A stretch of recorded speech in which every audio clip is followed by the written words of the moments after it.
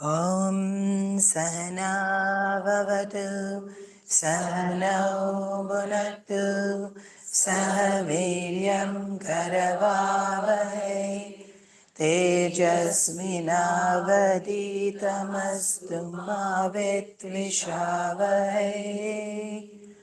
Om Shanti Shanti Shanti. Guru Brahma, Guru Vishnu, Guru Devo Maheshwara, Guru Deva Param Brahma, Tasmai Shri Gurave Namaha.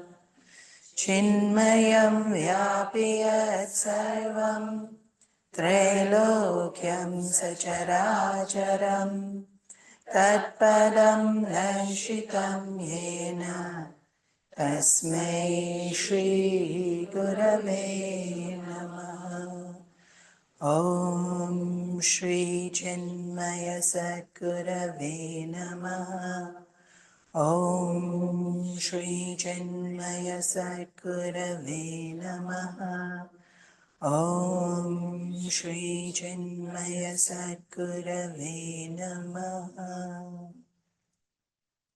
Satchidananda Rupaya Vishnutpatyatayetave Tapatraya Vinashaya Shri Krishnaya Vayam Namaha.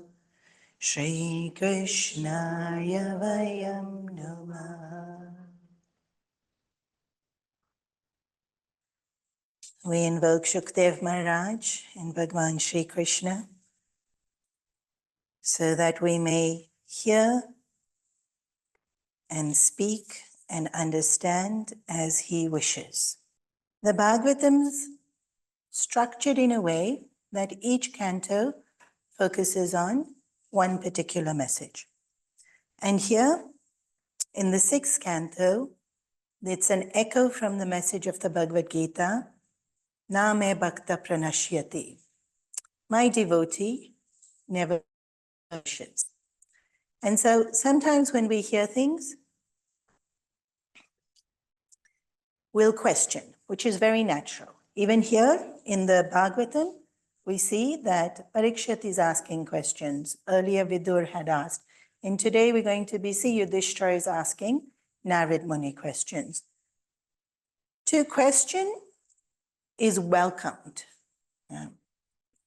Because when there is confusion in our minds, Bhagavan wants us to have clarity. Yeah. So questions are when we genuinely want to know. And there's a difference between those questions and questions when we want to prove we are right. It's not always so easy when we are thinking about something to even know whether it's a doubt, or whether it's a desire, or whether it's an opinion. Even we ourselves sometimes, a thought occurs and we also not quite aware of where that thought originated from. Because so many of our thoughts have started so long ago. And we think them today, but we don't necessarily know the logic of even how we came to that particular understanding. And so often, the guidance given by all gurus is, when something is said, first try and understand it. And if my understanding contradicts with what's being said, know that my understanding lacks some kind of logic or connection. Okay? So if we go back to yesterday's story of Jada Bharata, we saw 3 lifetimes. And one of the reasons is Bhagavan wants us to see when there's a bigger picture, then only do we get to be able to tie up all the loose ends. If we looked at only one lifetime of King Bharat, then it feels like he did everything right.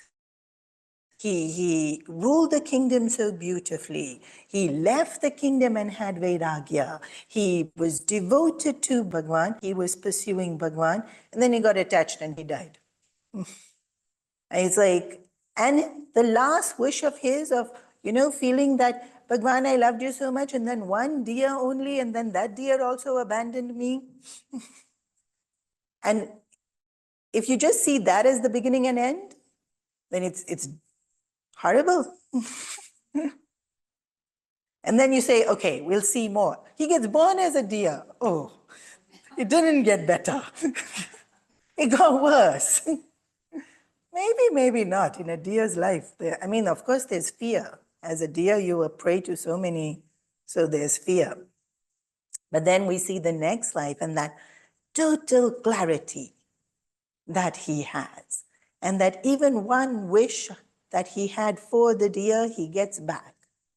And rise up so beautifully, but because we saw 3 lifetimes. Yeah. And then we see Bhagavan's grace was there in every lifetime. And na me bhakta pranashyati. Yeah. If we see only one bit, we might say, but the bhakta is in sorrow. And the bhakta have to face all these negative outcomes.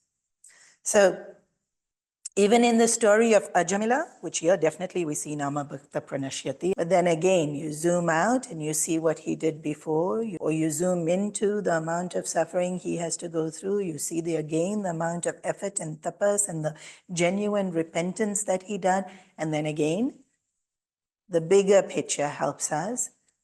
And here the main point, and that's going to be re-emphasized now in Canto 7, and I'm going to go up and down a bit between Canto 7 and Canto 6, because we'll finish 6 fairly quickly, that if we don't get a second chance, then Bhagavan can't be called compassionate. Yeah. And so Ajamila's story shows that. Right? Like we might say no, with that amount of pap, here we are trying to do so good, and he's done pap, and then he gets a chance, but Bhagavan doesn't see.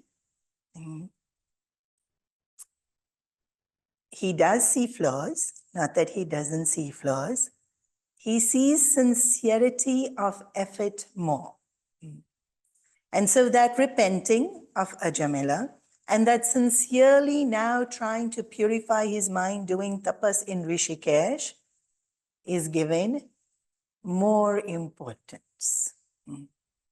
The sincerity of our effort to improve is given. And even we as humans, when we see somebody, right? Let's say we also maybe had a fight with someone. And then we also see that this person's really trying. Maybe they're a bit awkward and they are trying and we think, no, not good enough. But then even our hearts melt thinking, okay, they're trying. And if our hearts can melt, and of course, Bhagavan's heart can melt. Yeah. So Name Bhakta Pranashyati is the stories that we already saw. And then there's this last story about an asura called Vritasura. And these are one of those more complicated stories of the Bhagavatam where it's a story and a story, and I'm not going to go into too much of the stories in the stories in the stories. It all starts with Indra. Indra is, that's why I think in already 4 classes ago, I said pride, and then you'll just be able to see downfall. Indra's guru is Brihaspati in the heavens. And he loved his guru, genuinely, there was regard for guru, and then suddenly tamas will come into our hearts. It's interesting how we can be so good for so many days, and then we wake up one day and we just can't be bothered that day. And so Brihaspati walks into the court, and tradition is we stand up, right, when Guru comes. Indra sees Brihaspati and then pretends like he didn't see him. But if you've already seen, and then that's an insult. So Brihaspati noticed, he doesn't say anything, he leaves.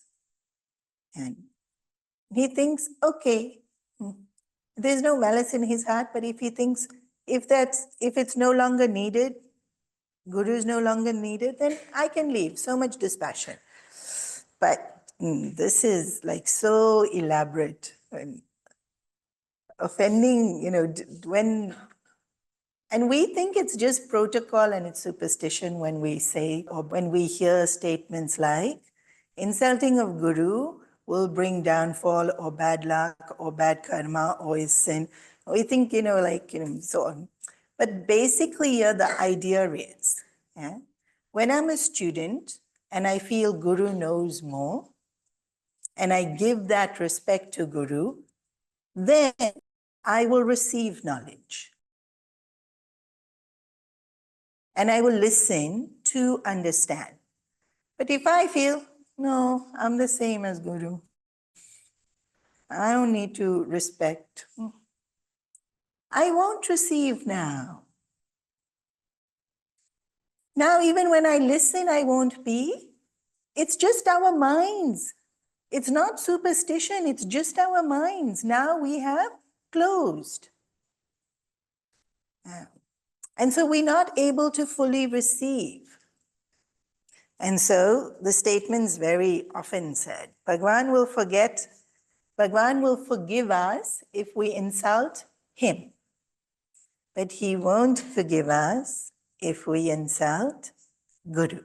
And that's the statement that we hear often. So now Indra's made this mistake.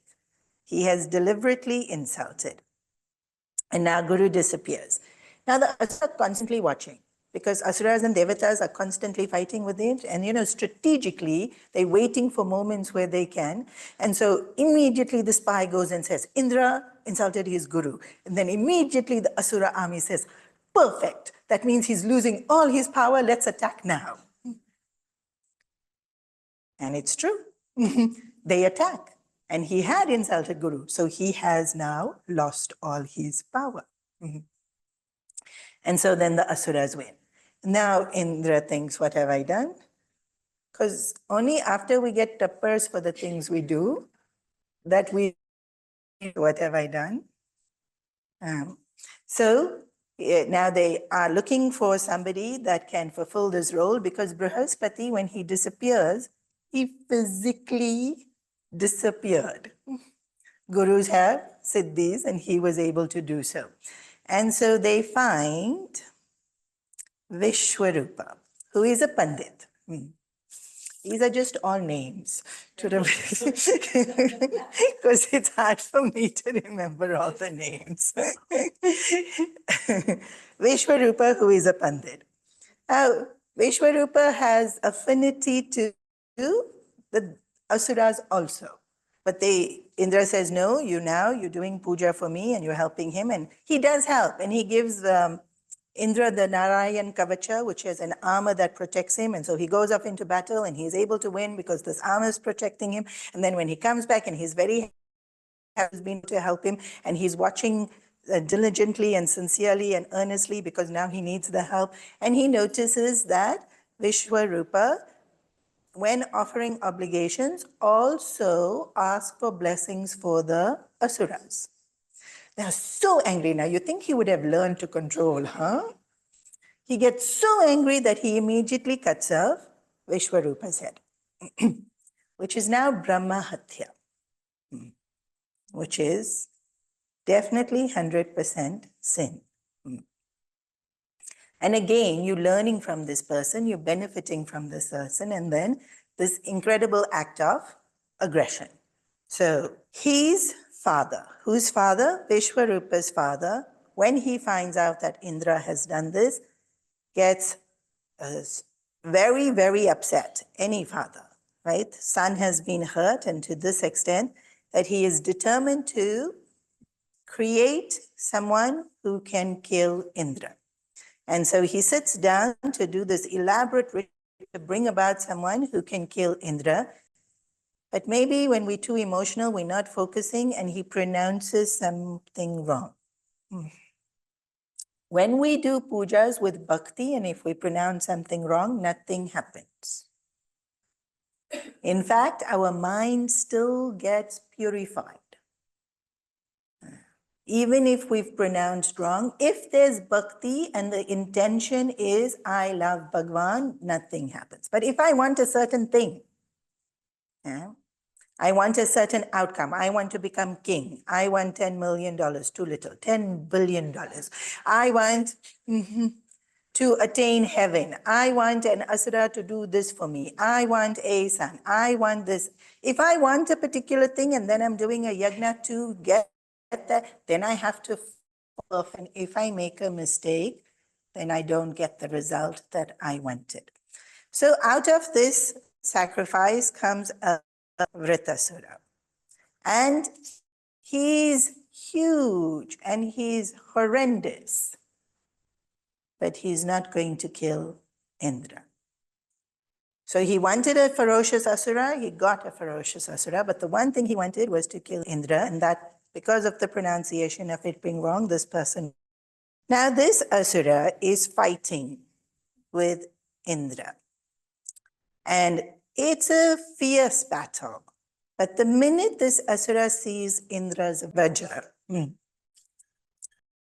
he stops. And now there's tears flowing from his eyes. And now he says, please kill me, for I am pining to see my Lord again. And what is it about this vajra? So pause on the story, we're coming back to it.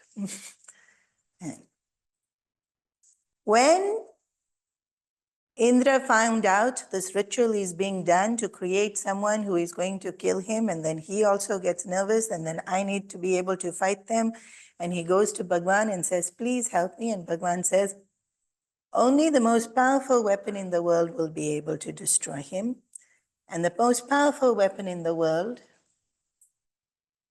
can only be made out of sacrifice. And this in itself is such a beautiful power, comes from sacrifice. And so what does he need? He needs the bones of an enlightened master. And Bhagavan even tells him, Sage Dadichi is there, an enlightened master, and he'll give you his bones. How Indra can go and ask someone for their bones. Right. A few weeks ago, someone was telling me about buying an organ. Even that, I didn't know how do you ask someone to give an organ? How do you, it's like you really, but Indra's determination, but more than Indra, all the devatas' determination that they don't win. And what they tell Dadichi is so interesting. They go to Dadichi Maharaj and say, we're very ashamed. We've come here to ask you for your bones. But then they don't sound ashamed at all, because the next point they say is, anyway, all of us have to die. And anyways, you are not identified with your body. So you can give us your bones. Like, do they sound like they're regretful? And then the nerve of them, they say people like us, we are selfish and we see our pain more than we see anybody else's pain. Everybody else's pain is small and we see our pain as big. We all nodding. I'm glad you all know which group we fall into. But great saints like you see your pain as small and our pain as big and want to help us. So please help us. And when I read this, I wanted to give them thappa. How you can just, basically you're asking them for their life, right? Sage Dadichi laughs. Literally, he laughs at them. At first, he wants to test them to see if they have any remorse in what, but they don't. Already you can see. And he says, all that you say is true. And if I am to die, let it be as a sacrifice that will truly be the best way to leave this earth. Now, there's a lot of stories about his greatness in Shiva Puran, but not as much here in Bhagavatam. The only other time we hear of him is because he does. He goes into Samadhi and Indra takes his bones and makes the Vajra. And we hear about it because in the Hanuman Chalisa, when Indra throws this Vajra at Hanumanji. Now this Vajra is so powerful. It gets used to kill asuras like Vritasura, who can destroy universes and universes, not one world. They are strong enough to destroy entire universes. And you need the Vajra to be able to kill such asuras.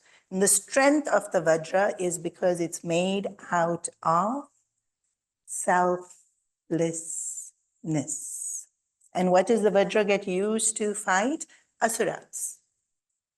Asuras who are steeped in selfishness.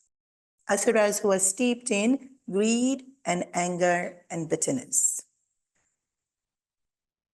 We don't need a sage to give up their bones. In our hearts, the minute anger, bitterness, resentment start rising, we already know the weapon we need. Selflessness. The greatest weapon against any kind of suffering, any kind of sin is selflessness. And so this Vajra is thrown on Hanumanji, who is such a small boy at that point in time. This humongous, incredibly powerful Vajra thrown on such a small, again, the punishment should be in accordance to the crime, but some people really. And the only thing that happens to Hanumanji is his chin breaks. And even that we know, it's symbolic, it's not physical. Yeah. Because the chin is when we do this, when we look down at people. If you break the chin, you are humble. But sage Dadichi, na me bhakta pranashyati. And how did Bhagavan let him sacrifice? But he lives on as that Vajra that continues to protect. And look how powerful his sacrifice is, that in an asuric body, Vritasura, the minute he sees the Vajra, is reminded of all the devotion he had in his previous birth. So great is Sage Dadichi's sacrifice that it purifies even us. Hearing it purifies, seeing it purifies. Yeah. And so he lives. He is glorified. And all that effort continues to bear fruit. Yeah. So, Vritasura starts singing such beautiful praises of Bhagavan. And he's still fighting with Indra. But now he's saying, come on, do better. You have to kill me. It's like, the example is also very sweet. He gives about 5 examples. I'm just going to give one. Like a bird who has just been hatched from the egg and the mother flies off to bring food, and then how eagerly you're waiting for that food to come. All of us know how eagerly we wait for food when it's coming. Like that is my thirst to be able to see Bhagwan. So please end this fight and end this life already so I may merge back to Bhagwan. And so here he does. Indra does manage to succeed in battle and Vritasura is liberated. When the Vajra does pierce him, his body turns into light and that light merges into Bhagwan Vishnu. So of course, King Parikshit wants to know how come?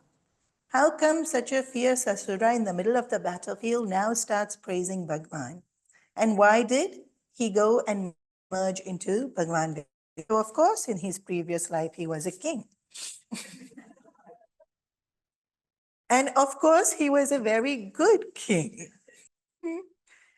Maybe the only king in the Bhagavatam who didn't go to the forest. But he had a great, great desire for a son. And so when a rishi came to bless him, he asked for this desire to be fulfilled. And the rishi answered, I'll fulfill it, but you should know this.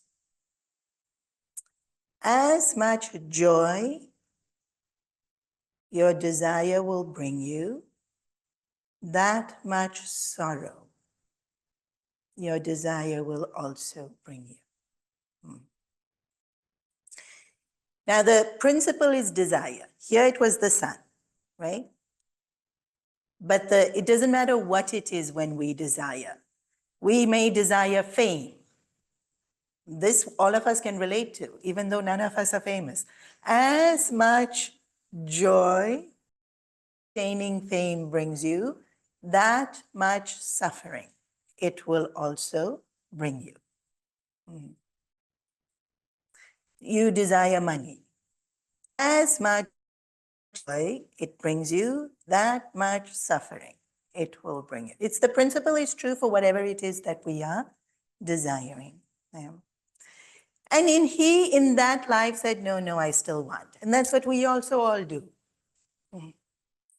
We also know, because, no sage has to come into our life and stand in front of us and say, what do you want as a boon? And then we request and then they give advice. We have listened to satsang, and so we also know that desire brings with it pain.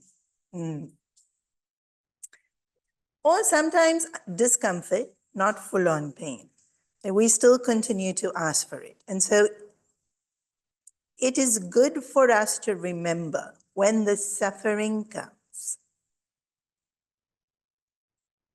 that we, in a way, asked for it in our form of a desire. Now we'll say, no, we never asked for suffering. But if we know that every desire we have also brings suffering with it, then the minute we pursue a desire, that this is coming with it, we forget. When the suffering comes, we forget that. And so here it's just this gentle reminder that it's easy to forget at the point of suffering. Yeah.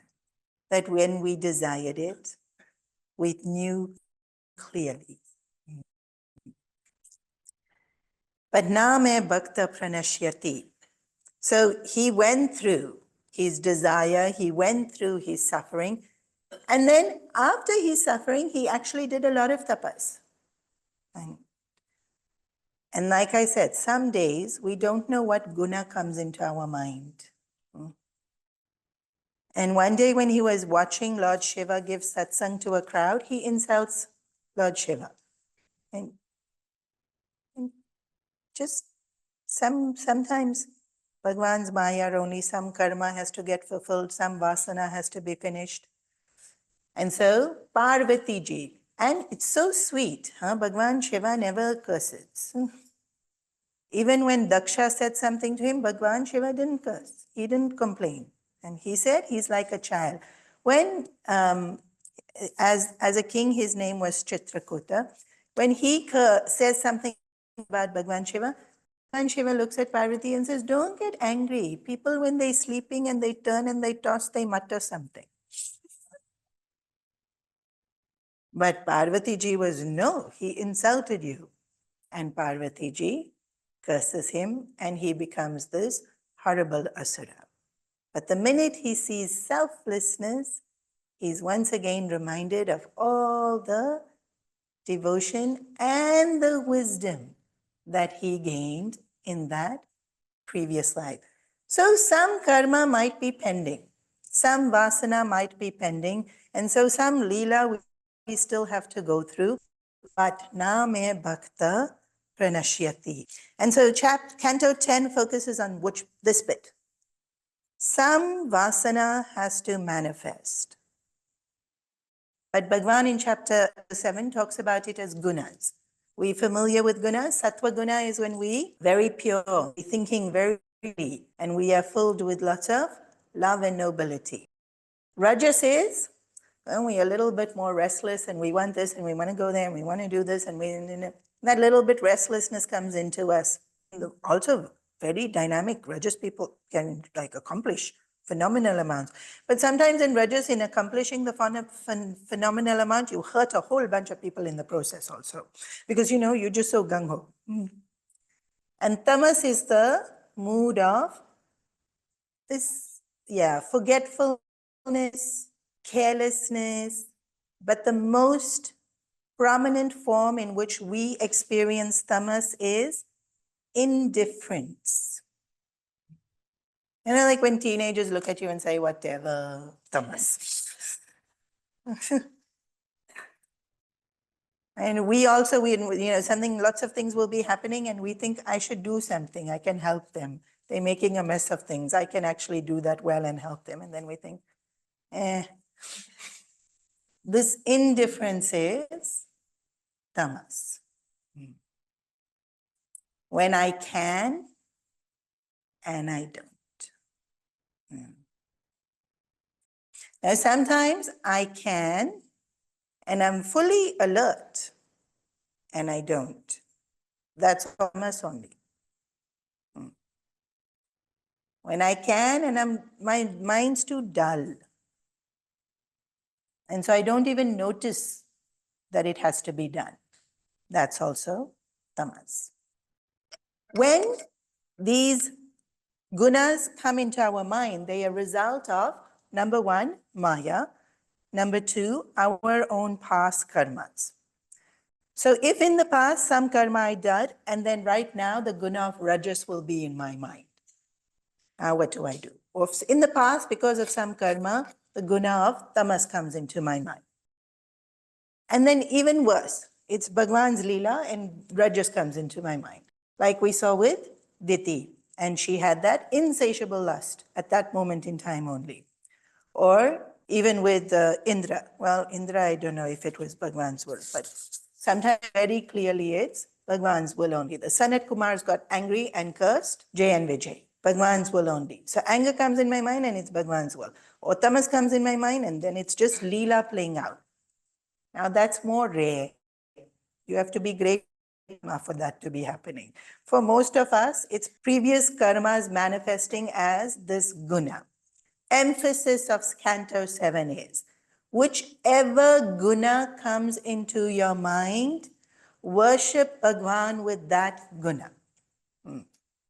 And whichever guna Bhagwan is worshipped with, he will accept.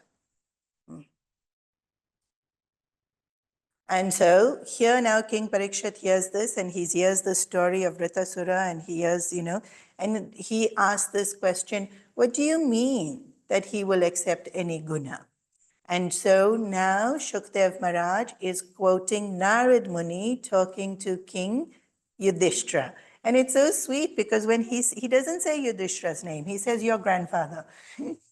Because all 5 Pandavas are Parikshit's grandfather. And then we have to work out which grandfather. But later on, Naradji says Yudhishthira's name, so then we know who's he's talking to.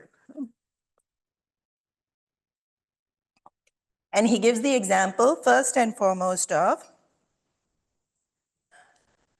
in the court when so Yudhishthira does this beautiful, huge, and invites Sri Krishna to come and be the main honor. I don't think it was Yajman. It was the one that gets honored by the Yajman. Indra was the one doing the yagna, but Krishna that was being given the honor. Now, there's been other yagnas that Yudhishthira has done where Krishna has been helping out and washing the Santa Mahatma's feet and serving people food, and he did not get any honor at all. But this is after the war. No, before the war, I can't remember. And Yudhishthira really now wants to give Krishna that place of honor. So Krishna is sitting on that seat of honor, and Shishupal comes into the court, and then Shishupal just despises Krishna. Like so much jealousy Shishupal had for Krishna that it is said that Krishna's 4 hands could be seen. So Shishupal cut out cardboard hands and stuck it on his back, because he's as good as Krishna. Now, obviously, cardboard hands are not as good, but when our mind gets a thought, when we jealous of someone, and we've all been at some stage, even though we think we're all very pure and we don't get jealous, no, but we've all been jealous, so we know jealousy can be so intense. Shishupal with such intensity is now looking at Krishna sitting on the seat, getting all this attention, and so the jealousy is burning more and more, and then he starts his insults. And I don't know where Krishna suddenly got lotuses from, but he had lotuses. And he counts every insult until it reaches 1,000. We chant Vishnu Sahasranam, which is 1,000 glories of Lord Vishnu. Shishupal chanted 1,000 galis of Lord Vishnu. On the 1,000th insult, a chakra comes out of his hand and chops off Shishupal's head, and the light goes from Shishupal into Sri Krishna. And Yudhishthira wants to know, he's just insulted you 1,000 times. How are you accepting him? And Krishna says, the intensity with which he thought of me is what I accept as his worship. But it was jealousy, it was hatred, it was anger. He thought of me with intensity. I will accept. So here Yudhishthira is still perplexed that how can, but King Parikshit is even more perplexed. And so Shukdev Maharaj says, it doesn't matter what emotion or feeling, if we think of Bhagavan with intensity, it purifies us. Even though jealousy is an impure emotion, Bhagavan is pure. And so the examples given are that Ravana thought of Ramchandraji with vengeance, or actually also jealousy, because Sitaji kept refusing him. So I've heard it being said anger, so maybe it is anger. I haven't thought about it so much. But Kamsa definitely thinks of Krishna with fear. He would wake up at night startled, thinking the 8 child's born. And when he kept sending Asura after Krishna, he would wake up, or he'd be walking in the house and even some dog barks and he'd jump and he would think, Krishna has come to kill me. Some door banged because of the wind and he would get startled and think, Krishna has come to kill me. And so intense was his thought on, Krishna is going to come and kill me, Krishna is going to come and kill me, that even Kamsa gets liberated. But he was thinking of Bhagavan out of Shishupal out of jealousy, Ravana, okay, maybe out of anger, and Ma Yashoda, Ma Devaki. Ma Yashoda never knew who Krishna is. And every time she gets a glimpse at it, he will smile. And she would forget. But she, just the way a mother loves a child, she also attains the highest. Not even worshipping him as Bhagavan, just loving him affectionately. And like that, the whole Yadava, so many of them. And so, we might say, we don't know how many sins we've done, and then we have so much rajas and tamas in us, then how can we possibly attain Bhagavan? This is the answer. That's no excuse. I've got so much tamas. That's no excuse. Even in tamas, whichever emotion you're feeling, if you think of Bhagavan, he'll accept it as his worship. Even in rajas, some people give the example of the gopis having lust. Some will say it wasn't lust. Some will say it's lust. Okay, lust. Maybe the gopis didn't have lust. I don't think the gopis had lust. But Kubja approaches Krishna with lust. That one's very clear lust. Who's Kubja? Some lady in Mathura who sees him on the street and approaches him. Women were very forward in those days. And he accepts. And he gives. Whatever we approach him with, he will accept. And if that's all we have in us, that's all we can offer. He is very practical. You can only offer what's in you. And so he will accept. Whatever it is, but we're giving it to him as our offering. Now, how much more when we sincere? If he will accept Shishupal, if he will accept Kubja, if he will accept Kamsa, how much more when we are sincere? And so in the 7th canto, the bulk of the 7th canto is the story of another Mahabhakta, Prahlad. These few children, first was Dhruv, now we see Prahlad, and in Katha Upanishad we see Nachiketas. These three, they can't but melt your heart. Their shine is different because of their innocence. And I mean, many bhaktas are so incredibly beautiful. But something about children, no? They always touch our heart in a different way. Now we have to go back to where we left, Varavatar. Varavatar kills Hiranyaksha. Hiranyakashipu finds out about this. He is extremely angry because his brother was very dear to him. So the first instruction he gives is go and break every temple in the land. Go and kill every priest doing puja in the land. Ban the chanting of Bhagavan's name in the land. This is sounding like Vena, right? And so what's a sign of adharma? How will we know it's really bad? When people wanting to do dharma are stopped from doing dharma. So how do we know we're in Kali Yuga right now? If you and I want to do a puja, nobody will stop us. So it's still not so bad. Yeah. Nobody will stop. We're doing satsang now, nobody will stop.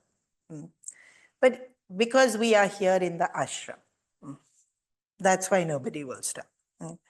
If you're all sitting and depending on who your friends are at some social gathering, and then if you say you're going to go satsang, some people will say, why you want to go there? Some people might discourage also. But still not so bad.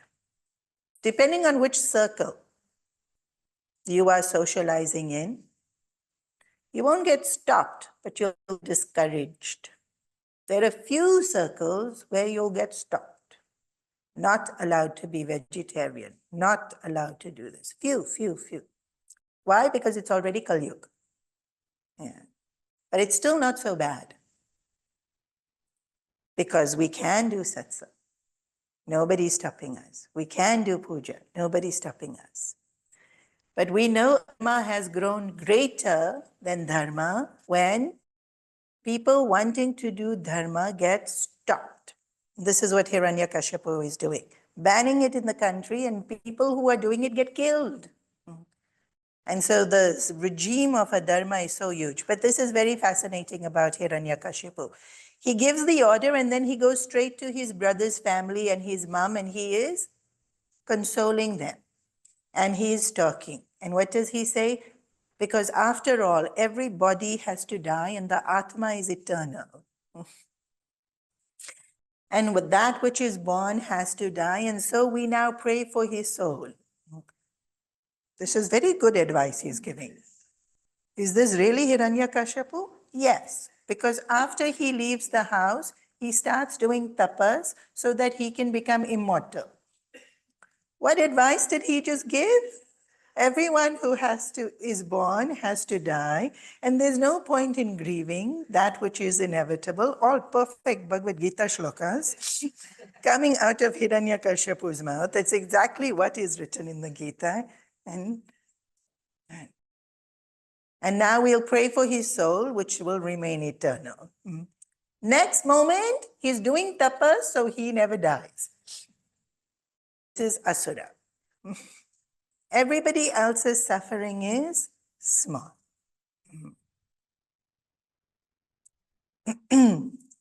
So we already know his tapas was as amazing as Dhruva's, because the earth shook.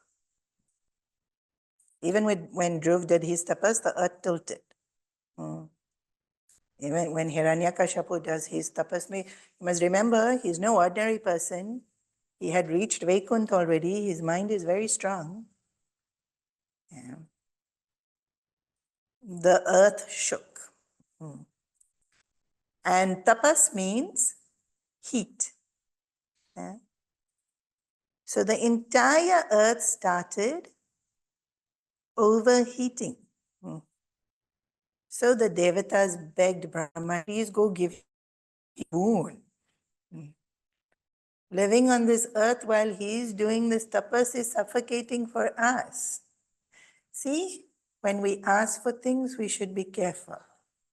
Who asked Brahmaji to give the boon? Devatas. Who's going to suffer the minute he gets his boon? Devatas. When we asking, we forget. We just want to get rid of our suffering in that moment. Brahmaji goes, and most of us know the story. He's immediately, I want to be immortal. Immediately, Brahmaji will say, you cannot be immortal. With that which is born has to die. Immediately, he will try and think of one very exorbitant way in which it becomes highly difficult to kill him. We'll get to that bit later. While he's doing his tapas, the devatas try to kill the son in his wife's womb. because they think he is so horrible, the son will also be horrible. Cannot judge like that. Narad Muniji takes his wife and protects her and the baby and teaches little Prahlad in the womb.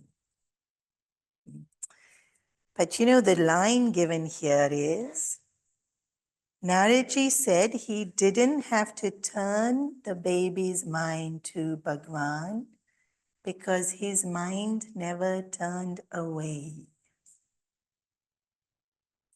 Even in the womb, this already Bhakta, and we already know this is Sanat Kumar, coming to be a constant reminder of Bhagavan.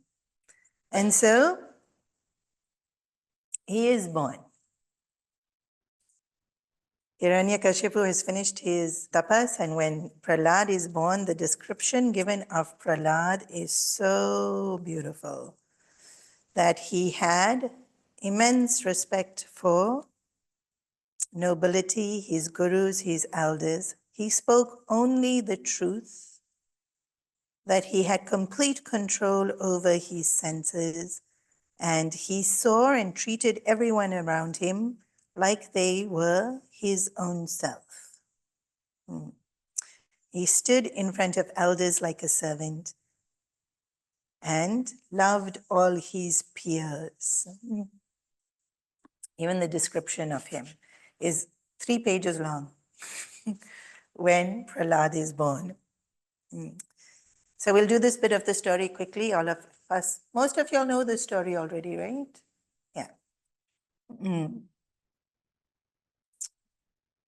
At a young age, Hiranyakashipu asked Prahlad, what have you learnt in school when he comes home from school? Although even before he went to school, he would spend hours and hours praying in the room, and then his father got scared that why is he doing this, and so sent him to school so that teachers could teach him about having desires, enjoying sense pleasures, and accumulating wealth. That's what they taught in school in Hiranyakashipu's kingdom. So when he comes back home and his father asks him, what did he learn? He said, foolish people think that happiness can be gained from fulfilling their desires. The only way to attain happiness is to turn the mind to the Lord and surrender. He's like 6, 7. And this is his answer to what have you learned. So Hiranyakashipu thinks there's spies in the school who are secretly brainwashing his child to believe in Bhagavan. So he sends his kid back to school and sends all the police to make sure nobody teaches him all these things anymore. And then after a year, when he comes back, he asked his son again, this year, what did you learn in school? And Prahlad says, I've learned the 9-fold devotion, the 9 ways in which to increase the purity of mind and bhakti towards Bhagavan. He loses it. Who loses it? Hiranyakashipu loses it. So we already know. Let's see how well y'all know the story. So he decides he's going to destroy his own son, and the first thing he does is try to throw him off a mountain. Yeah? But he becomes feather light and he doesn't get hurt. Then he throws him into a cave of snakes. And the snakes don't harm him. Then he puts him in a stampede of elephants. The elephants don't harm him. When we do this Balvi hairstyle, this bit's very elaborate. I even make the snake sit in the cave singing Om Namo Narayanaya. Because this is the mantra that Prahlad used to sing. Prahlad would continuously sing Om Namo Narayanaya. And so when he got thrown in with the stampede of elephants, the elephants also sang Om Namo Narayanaya. But actually, it was Bhagavan that created a shield around Prahlad. Now here, this is not just story, because Shukracharya, the guru of the asuras, creates a demon to go and attack Prahlad, because the elephants didn't work and the snakes didn't work. And what happens is, before the demon can come even this close to Prahlad, a chakra appears and cuts off his head. And then the chakra cuts off the two teachers' heads. And Prahlad had this great reverence for father and guru. Even though his father was trying to kill him, he still had reverence for father and guru. And so he prays, Bhagavan, if I have no hatred in my heart, please bring them back to life. And sure enough, the two gurus in the school come back to life. After that, they have a soft spot for Prahlad as well. Yeah. And so then Holika's story happens. Again, most of you all are familiar with Holika. Holika had a siddhi. Siddhi is a mental power that we attain when we channelize our energies. Any siddhi that anyone attains, if we use it to hurt anyone, we lose the siddhi.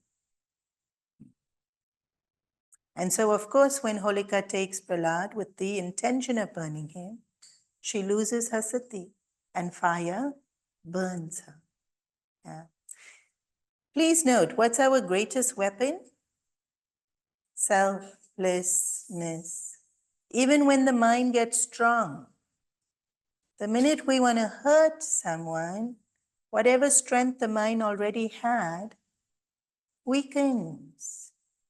I mean, Holika would have had to have done proper tapas to get such a siddhi. I mean, we go out in the sun and the sun burns us. To be able not to be burnt by fire, the mind would have already had to have been so concentrated.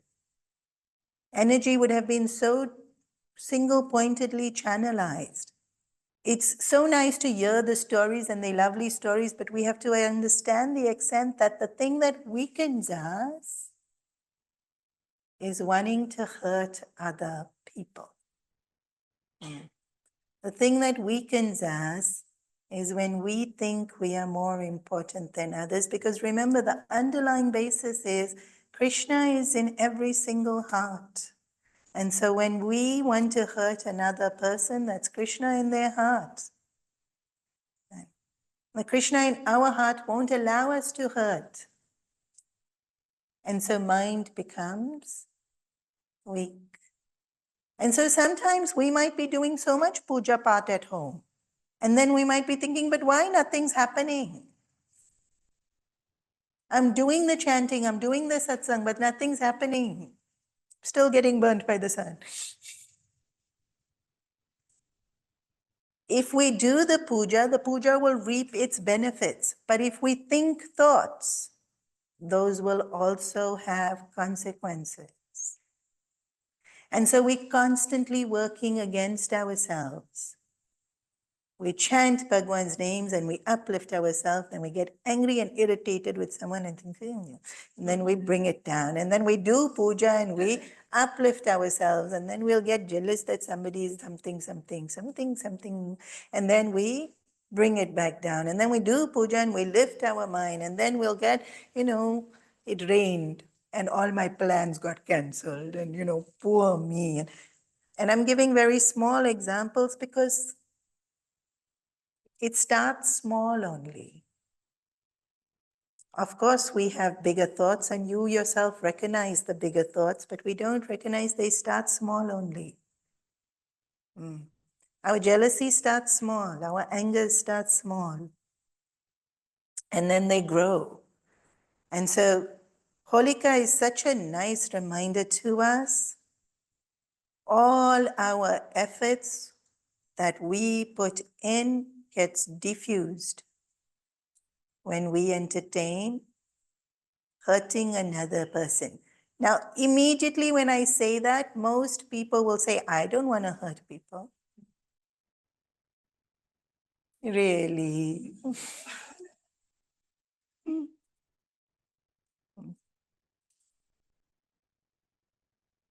alertness. Remember in the first class, Krishna manifest as alertness in our mind, so that we can recognize. If we know we're hurting ourselves, we won't. If we really know, right? None of us will deliberately hurt ourselves. Then why do we keep doing it? We forget.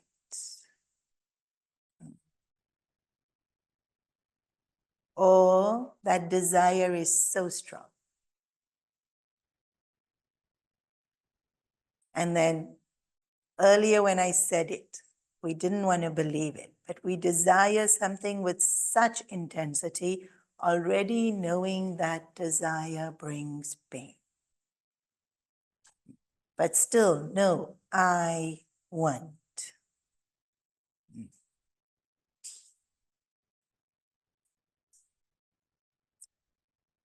And then when the pain comes, we forget the intensity with which we wanted. But here, the chapter is not about Holika.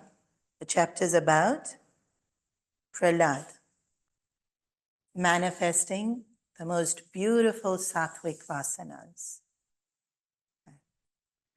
Not at any point in this whole journey does Prahlad get angry. He's trying to be killed, but he never gets angry. And at any point in this journey, not even once does Prahlad get scared.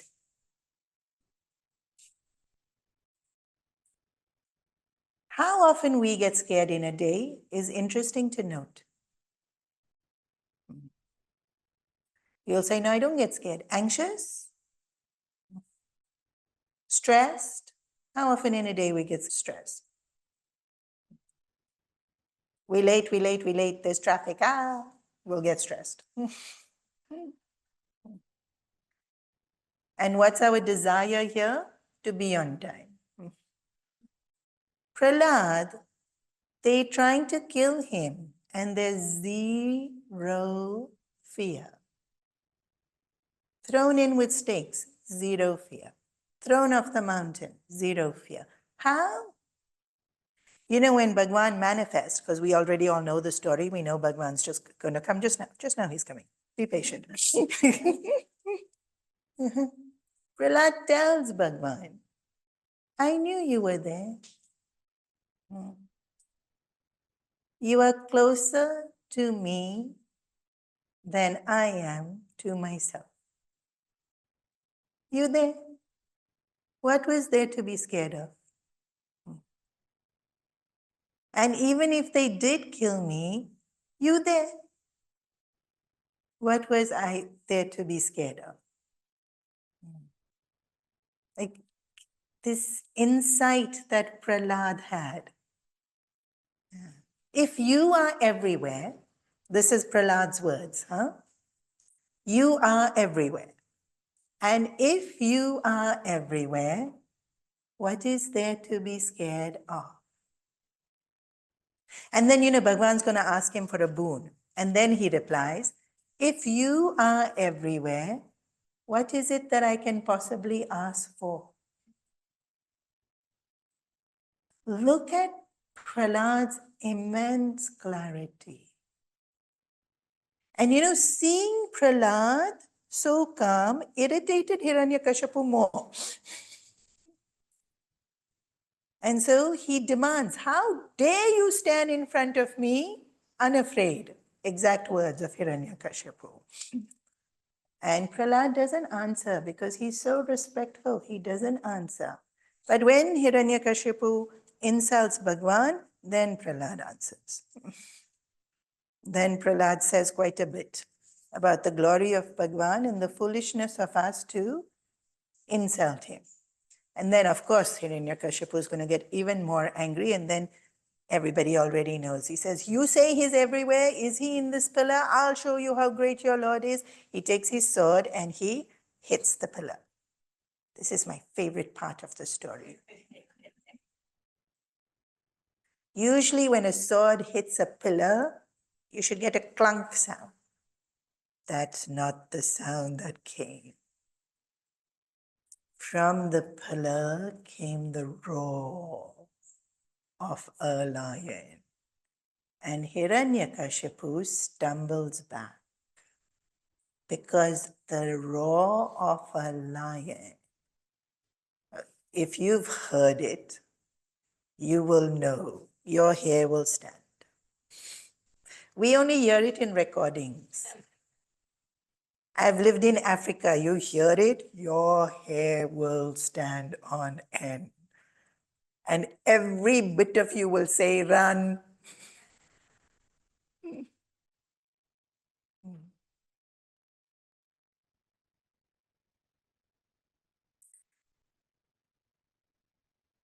Bolye Shri Narsimha Bhagavan ki.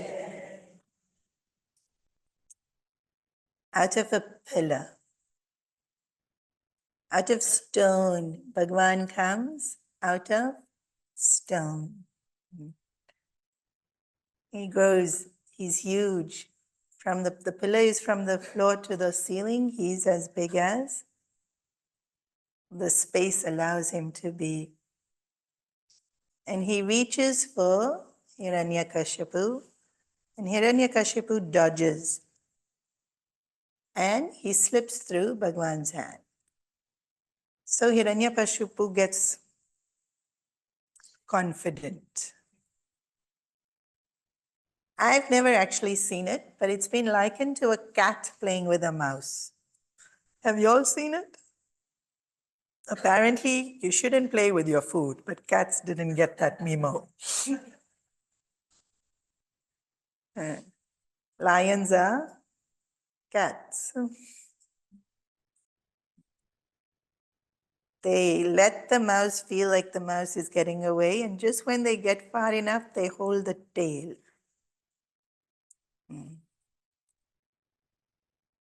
In Bhagavan's Leela, he stays true to his character, but also he needed to do this because of this funky boon that Hiranyakashipu asked for. He couldn't be killed in the day, he couldn't be killed at night. So he had to be killed exactly at twilight. Now, when he hit that pillar, it wasn't yet exactly twilight. Narsim Bhagwan had to wait. So Hiranyakashipu is getting to do all this natak. When the time comes, he takes Hiranyakashipu to the threshold of the door because the boon was he couldn't be killed inside, he couldn't be killed outside. He puts one knee up and puts Hiranyakashipu on his knee, on his thigh, because the boon was he can't be killed on land and he can't be killed in air. Then he takes his nails,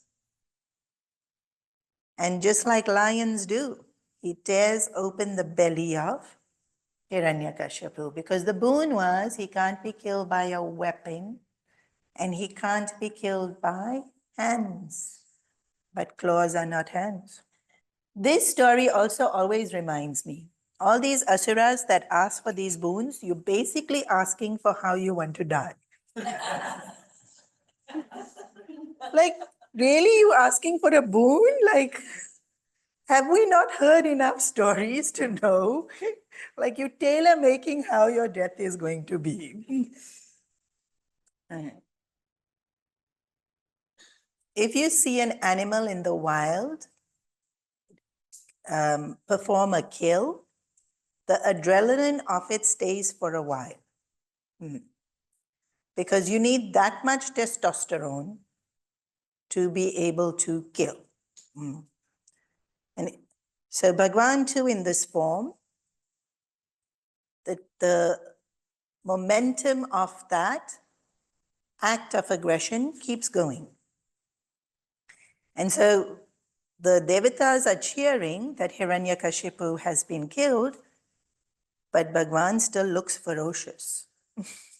in this form of Narasimha Avatar. And really, it is. It's such an awe-inspiring form. And lions have a majesty about them. And then he's huge. And so they asked Lakshmi Mata, go calm him down. And she's like,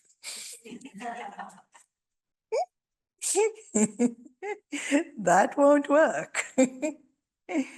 And so they sent Prahlad. And Guruji says so cutely, like the whole world is scared of the lion, but that little cub is not at all scared. Will go and crawl on its back and, play with its mane. And so Prahlad, like the little cub. But I have already told you what he says. When you are everywhere, what is there to be scared of? And if you've come in a ferocious form, what is there to be scared of? And whatever you give me, what is there to be scared of? And so Bhagavan wants to grant him a boon, and he answers, but if you are everywhere, what is there to ask for? But he answers one more thing. He answers, if I ask you for a boon for loving you, then I don't love you. Then it's an exchange. And this Prahlad's purity is really, how can I ask anything for loving you?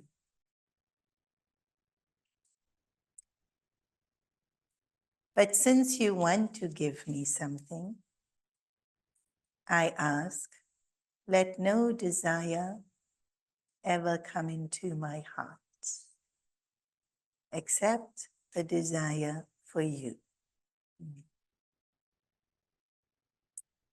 But after a few seconds, he says, and I ask one more thing. Now, where did this desire come from? I ask, my father misbehaved, but it was out of ignorance. Please don't punish him. We see this with Prahlad, and we see this with Nachiketas. How pure these souls are. With both of them, even with Nachiketas, it was his father who said, to death I give you. But the boon they asked for, may my father be peaceful. When we see what is dharma, when we see what is sattva, tradition is we respect our elders. We respect our parents. We respect our guru. We might think, no, they don't deserve our respect. But sattva is, dharma is, I'm not respecting because they deserve. I'm respecting because it's dharma. He's my father, I respect. And dharma of a child is to protect the father, protect the mother. And so when asking, they ask for dharma. It's their duty. When we look, we forget that it's our, tradition says to do this. What's the word? Not parampara. Tradition says to do this, but we'll think this person's like this person's like this person's like this. Yeah. Our judgment may be true also. But the more we think it, the more it dirties our own minds. So why judge?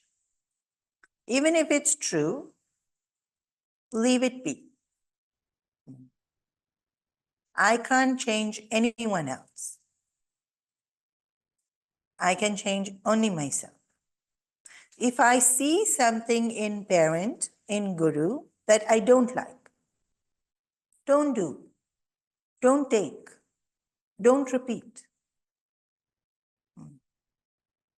But not my job to change, and definitely not my job to sit in judgment. They hold that position. Dharma is, I show respect. What happens is, I uphold dharma, I uphold tradition, I keep balance and peace and unity in the family, in the society. Dharma is that which holds us together. Adharma is that which breaks us up. And so Prahlad is made the king. And Bhagavan sits on the throne and then gives it to him to purify that throne from all of what Hiranyakashipu does. But also, Prahlad wouldn't have accepted the throne unless it was given to him as prasad. Now, the story is told in this canto to show us, one, Prahlad is the epitome of sattva vasanas manifesting. And Hiranyakashipu is the epitome of rajasic and tamasic vasanas manifesting. But he spent his whole life hating Bhagavan. Bhagavan liberates him. Why? It was intense. Bhagavan doesn't like this half-hearted affair. If you're going to do with intensity.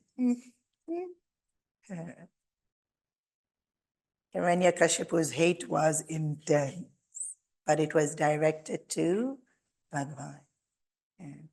Kamsa's fear was intense, but it was directed to Bhagavan. Prahlad's purity is intense, directed to Bhagavan. The more we direct it to Bhagavan, the more he purifies us. Hiranyakashipu goes back up to Vaikuntha only, freed from the curse and freed from Maya. We pause here for today. Hari bol, hari bol, hari hari bol. Mukunda Madhava Govinda bol.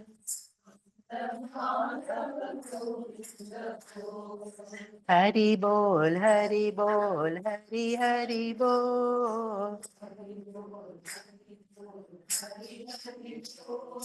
Mukunda Madhava Govinda bol.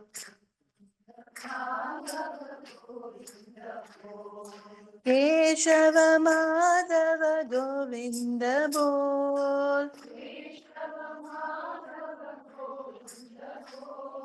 Keshava Madhava Govinda bol.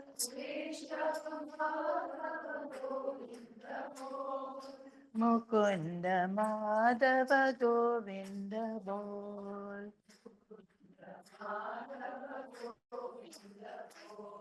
Hari bol, hari bol, hari hari bol. Mukunda Madhava Govinda bol. Keshava Madhava Govinda bol.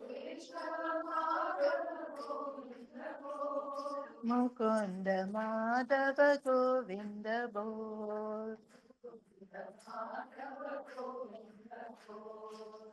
Hari Bol, Hari Bol, Hari Hari Bol.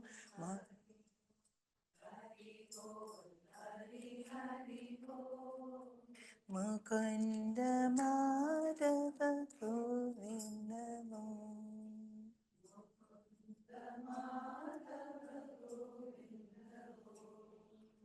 Om Sarve Bhavantu Sukhinah Sarve Santu Niramaya Sarve Bhadrani Pashyantu Ma Kaschit Dukhabhag Bhavet Asato Ma Satgamaya Tamaso Ma Jyotirgamaya Mrityurmamritam Gamaya Om Purnamada Purnamidam Purnat Purnamudachyate Purnasya Purnamadaya Purnameva Vashishyate Om Shanti Shanti Shanti Hari Om Shri Gurubhyo Namaha